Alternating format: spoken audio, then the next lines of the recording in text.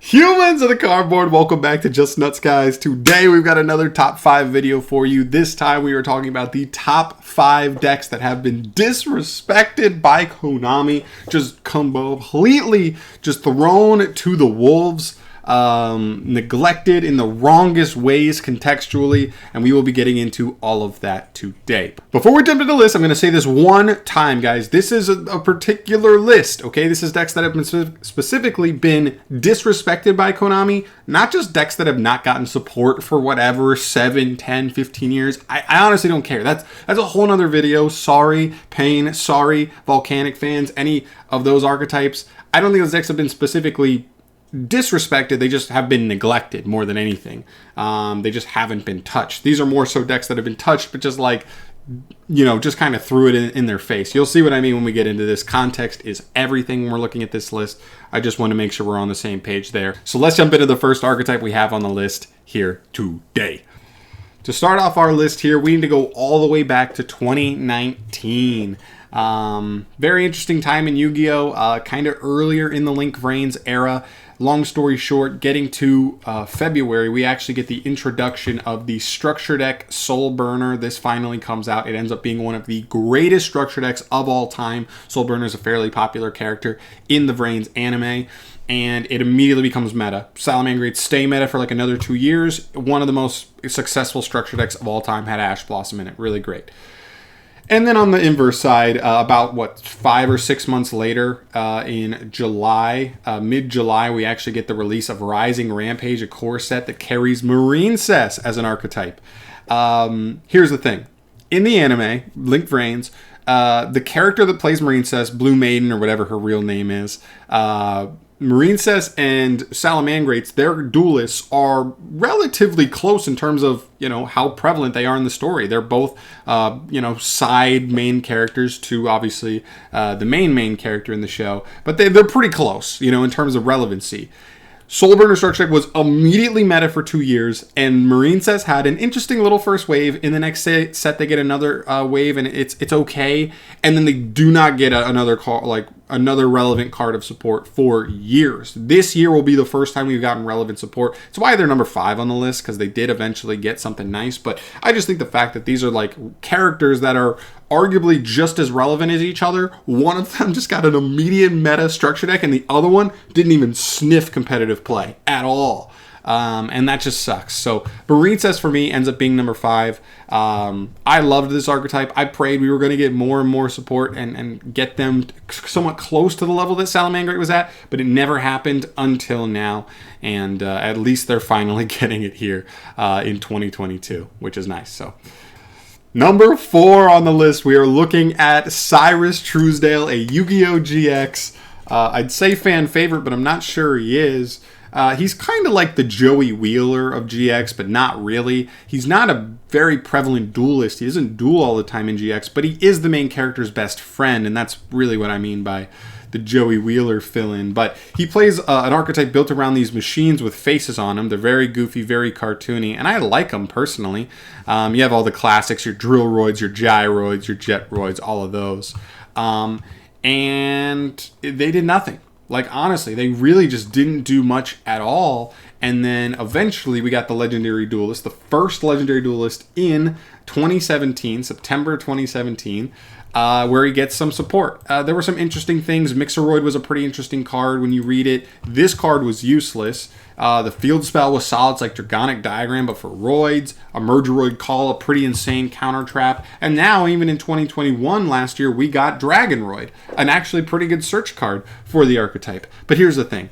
This archetype is entirely fusion-based, just like a lot of GX was. You have a lot of cards in the deck that want you to get to a good fusion monster, but the deck has no good fusion monsters. And so you could argue that this is one of those archetypes where it's like, John, this is just an archetype that hasn't gotten good support in a long time. Just like you said you weren't going to include at the beginning of the list. I think the difference here is that this is a super important character in the anime. He's the best friend of the main character, and he had an interesting archetype. I loved his archetype growing up. I think a lot of people did. And it's just kind of a shame that, like, in a fusion-based series, you're like the second main character, or second, I don't know if you call him second main character, but a very prevalent character in the show, ends up like never getting a good fusion monster, period, for his fusion deck. It just feels like Cyrus always deserved better, especially when his brother is the guy who has one of the most popular archetypes in all of Yu-Gi-Oh! Borderline top 5 archetype in terms of popularity in all of Yu-Gi-Oh!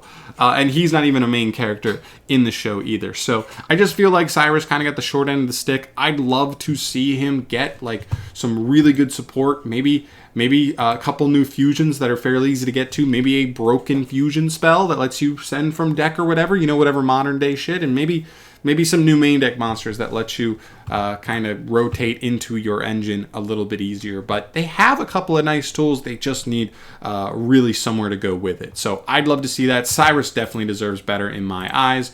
Hopefully you guys agree. Number 4, Roids.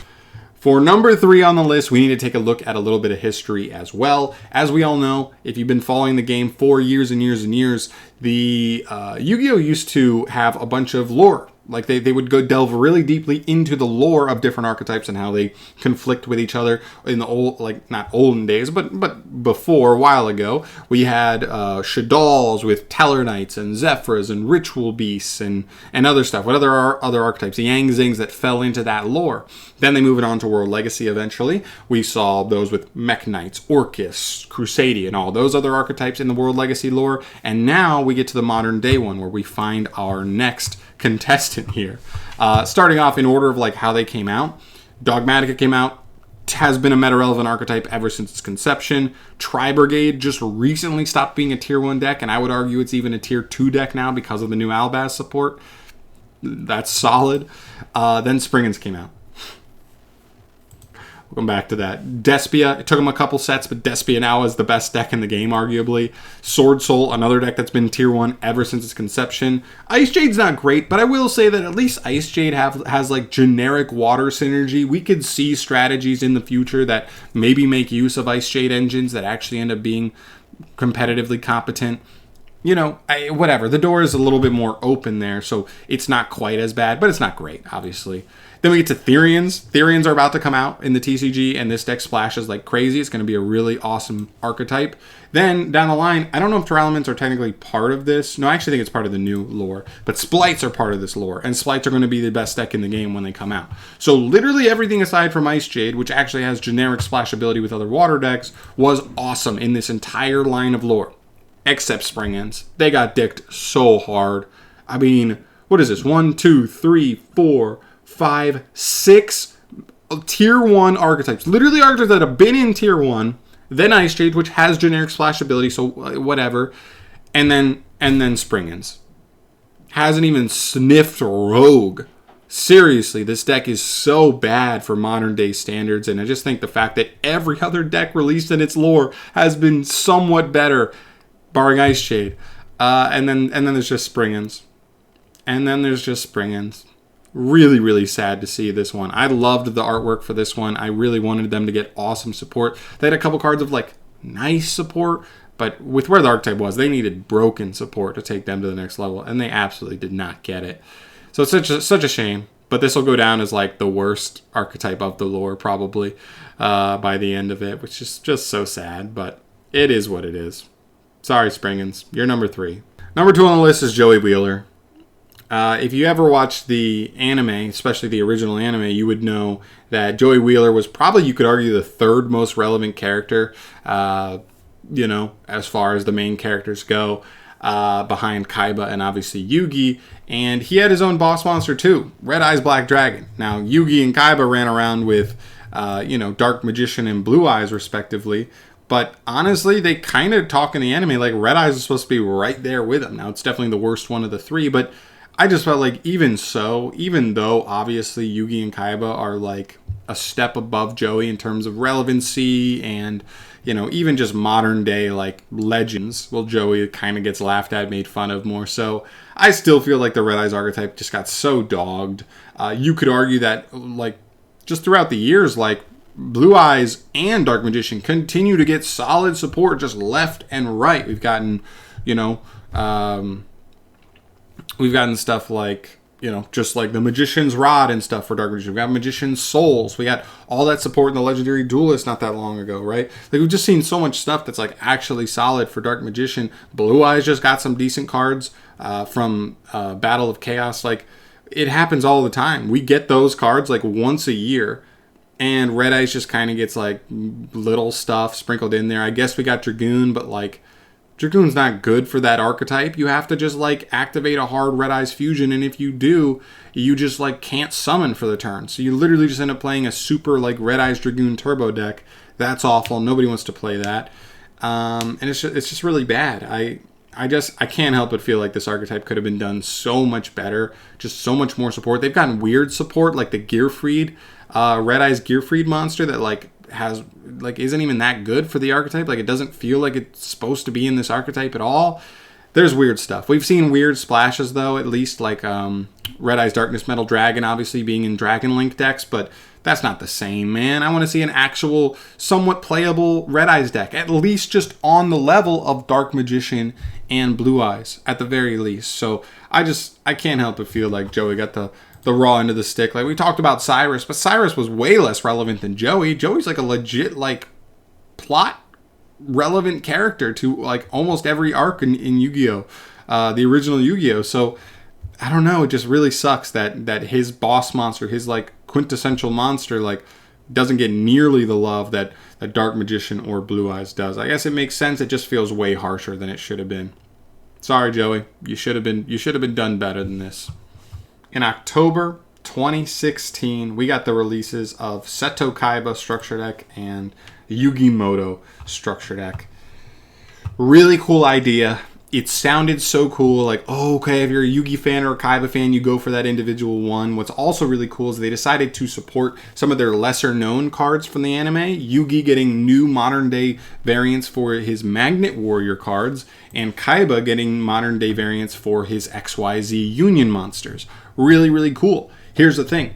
Kaiba's came out, and this deck was insane. ABC Dragon Buster was immediately one of the best boss monsters we've ever seen in Yu-Gi-Oh! Their monsters were not once per turn and floated and rotated into resources extremely well. And they had an insane field spell that really facilitated their plays very quickly and added a lot of consistency as well. Awesome. Kaiba was really, really set up as soon as his structure deck dropped. Then you turn your head to the left and you look at Yugi's structure deck. The Magnet Warriors, I think the main deck Magnet Warriors were fine. But Berserkion, the boss monster, not so great. The field spell, not so great. If Union Hanger was a 9 out of 10, then the Magnet Warrior field spell is like a 3 out of 10 at best. And Berserkion might be like a 5 out of 10, and ABC Dragon Buster is probably like a 10 out of 10 if we're looking at boss monsters. It was just such a disgrace. It was such a letdown. It was never, and we also got the new fusion monster as well for the archetype, and like you just had to play a ton of bricks to make it, and you could never make it turn one even if you wanted to. It was just the deck wasn't fast enough. Awful. Just awful. Such a disgrace. I just can't believe that they literally said, hey, you know what? Let's make Kaiba's deck immediately meta, and then let's make Yugi's like nothing. And then let's also not give it support until 2021, where we give it 2 mediocre cards that like don't even help give them a win condition. It's so bad, dude. Hopefully one day down the line we'll get like a retrained structure deck or something, just a bigger wave for Magnet Warriors, and they can get there. But I think this is one of the most heinous, egregious, like disrespects Konami has ever done to an archetype before. It's an archetype played by the most important character in your entire franchise. You released it right next to his rival, the asshole Kaiba, and made Kaiba structure deck meta, and Yugi's just suck cheeks so hard. I do not understand it. This one to this day baffles me. It frustrates me because as a kid I loved Magnet Warriors. I still love Magnet Warriors. And I sit here with bated breath for the day we actually get support that makes Magnet Warriors a like playable rogue strategy. Awful. So that's going to do it for me today, guys. Let me know your thoughts down below. Do you have any other archetypes that you think easily could have made this list? I'd love to hear your thoughts down below, and I'm going to get the hell out of here. Thanks for watching. I'll see you in the next one. Peace.